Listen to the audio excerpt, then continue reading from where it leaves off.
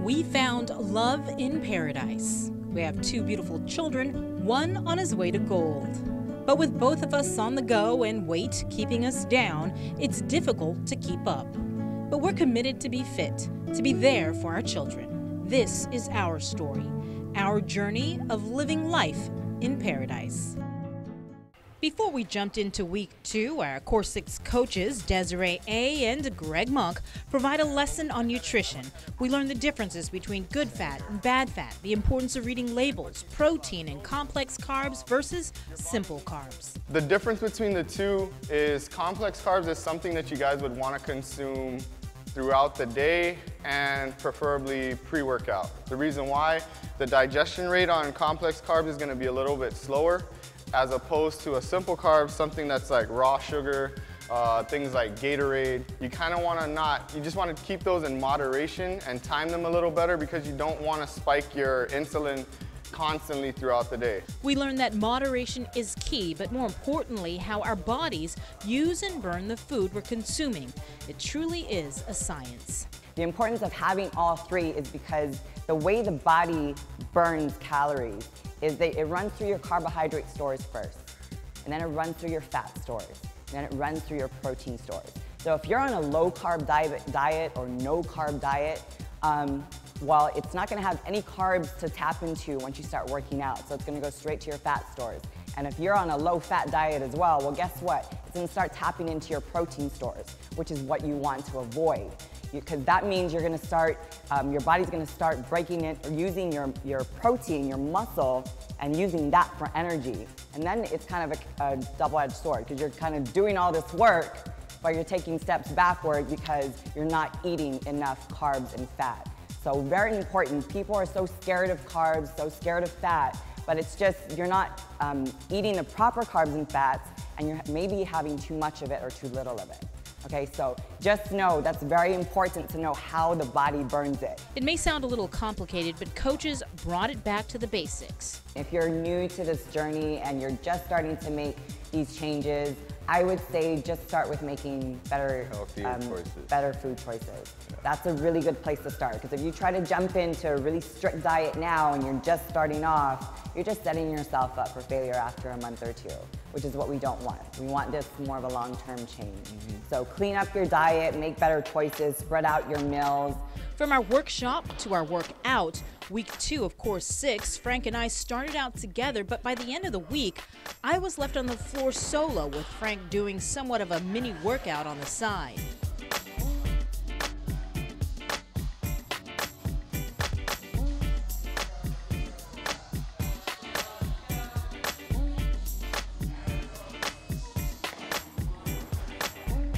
Unfortunately, on Wednesday, I went to the doctor, found out I have upper respiratory problem, so wasn't supposed to work out Wednesday, but went ahead and did so. Came back on Thursday, did a little workout. Last night was rough, so woke up this morning feeling weak. Couldn't do much of a workout other than what I could do as far as my core. Yeah, core being planks with a side of Facebook and flutters, while I'm stuck in Edward Scissorland and some side-to-side weight shifting thing on something where you hold a weight and lift your elbows and legs in the air. Not gonna lie, I almost said flutter off, Frank.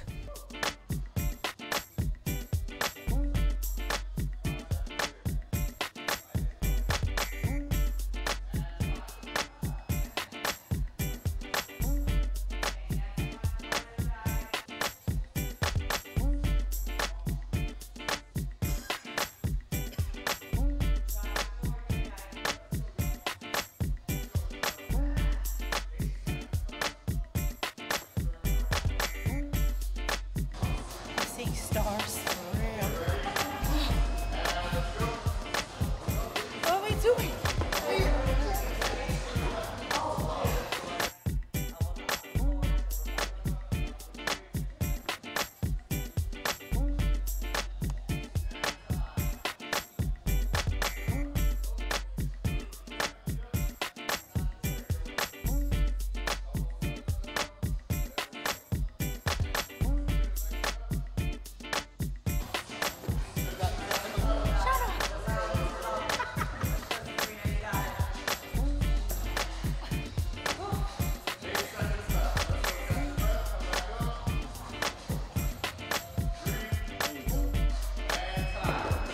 He may have a bum knee and a respiratory problem, but so glad I could provide some comic relief. Hi, I'm Coach D. This is Coach D, and we're the coaches for Core 6. We just wrapped up week 2 of the Core 6 program and completed phase 1. I think overall they really showed a lot of improvement from even just the first week. Yeah, so actually this group I feel like is a little bit ahead of the curve. They're progressing a little bit faster, so it's forcing us as coaches to kind of like adapt with them, scale things up. Normally we kind of have to scale things back, but I feel like this group is a lot quicker on just the overall progress. Also, one thing what I liked today was Frank was actually out of commission a little bit, but you know, he still showed up. He was still putting in work, working on his core. So I mean, even if you're not really actively engaged because maybe you tweaked your knee or something like that, as long as you come to class, we'll still find things for you to kind of like get your own workout in. So kudos to Frank on trying to adapt and not just sit on the side and pick on Sabrina a little bit. Well, he was picking on her a little bit, but that's okay. It was good encouragement, yeah. For Sabrina in particular, you know, she's getting a lot more comfortable with the squat and the deadlift. Those are two that we feel the entire group kind of needs a little bit of push and just tweaking here and there. But I mean, overall, both Frank and Sabrina have honestly, Frank really, he inspires me because he comes in with that mindset to work.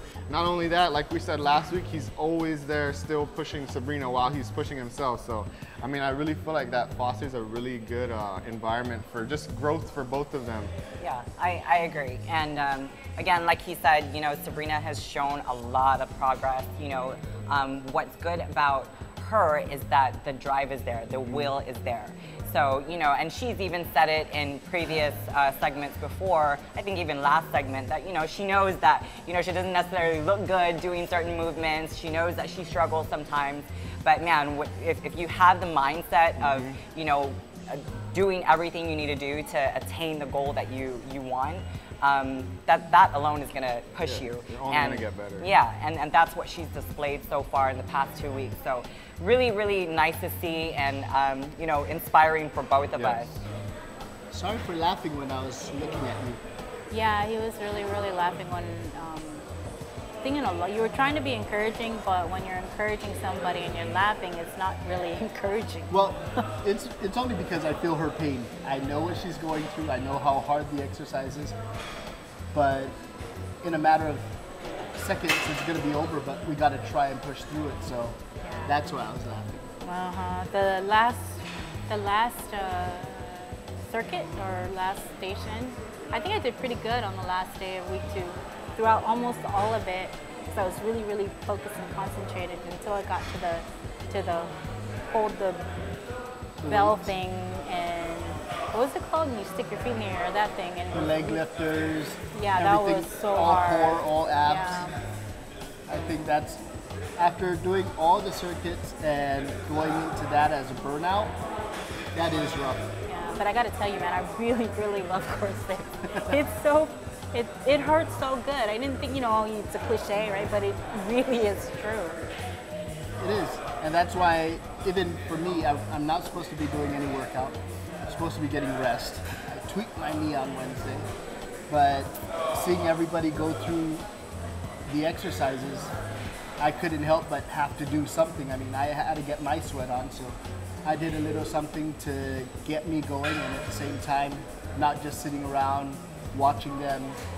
I know how hard it is. I know how much motivation they need, so I needed to do stuff for myself as well. So when they look, they don't just see me looking and smiling and laughing. You know, our whole motivation, just to bring it all back home, is our whole motivation for getting fit is about our children. And so that's why we're here Monday, Wednesday, Friday doing Core 6 and just living a healthier lifestyle because of our kids.